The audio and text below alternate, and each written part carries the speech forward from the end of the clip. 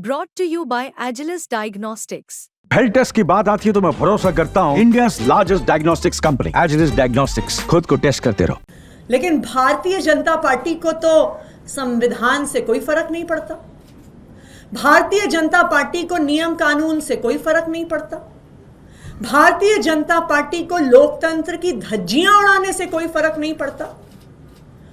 और लोकतंत्र, संविधान और कानून की धज्जियां उड़ाते हुए एलजी साहब के पास पावर ना होते हुए एक आईएएस अफसर जो कमिश्नर है उसके पास मीटिंग बुलाने की पावर ना होते हुए एलजी साहब आदेश देते हैं, कमिश्नर वो आदेश मानते हैं, बिना पावर हुए, बिना किसी कानून, बिना किसी संविधान में कमिश्नर की पावर हुए वो कॉरपोरेशन की मीटिंग बुलाते हैं, चुनाव करवाते हैं और एक चुने हुए मेयर या डेप्यूटी मेयर की जगह एक आईएएस अधिकारी, एक एडिशनल कमिश्नर को प्रिजाइडिंग ऑफिसर बना देते हैं।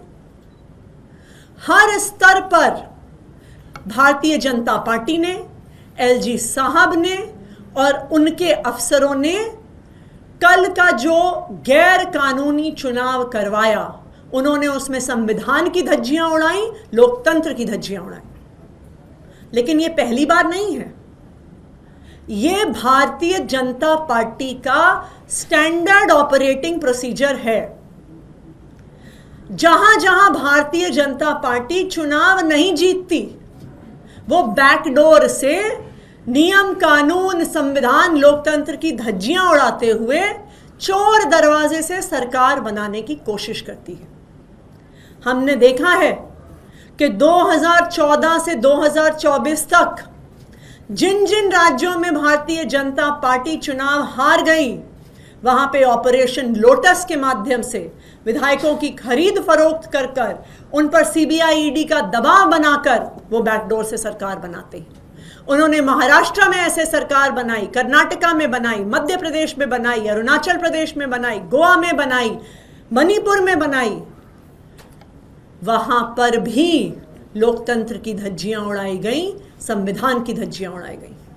दिल्ली में भी हमने देखा था कि जब म्युनिसिपल कॉरपोरेशन का चुनाव, एमसीडी का चुनाव आम आदमी पार्टी जीती, तो किस तरह से भारतीय जनता पार्टी मेयर का चुनाव नहीं होने दे रही थी, किस तरह से गैर कानूनी, गैर लोकतांत्रिक तरीके से एल्डरमैन, जिनको मेयर के चुनाव में वोट डालने का अधिकार नहीं है, उनसे वोट डलवाने की कोशिश कर रही थी।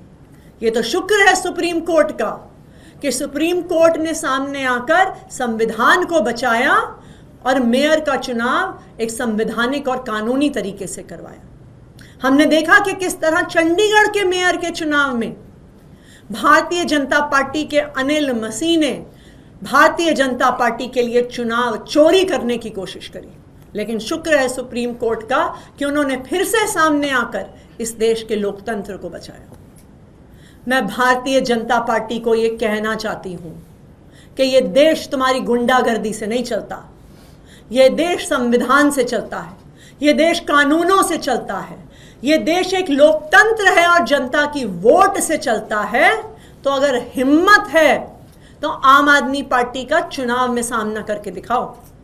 अगर एमसीडी का चुनाव करवाना है तो डिसॉल्व करो एमसीडी, करवाओ एमसीडी का चुनाव, फिर दूध का दूध, पानी का पानी होने दो कि दिल्ली की जनता किसको चाहती है।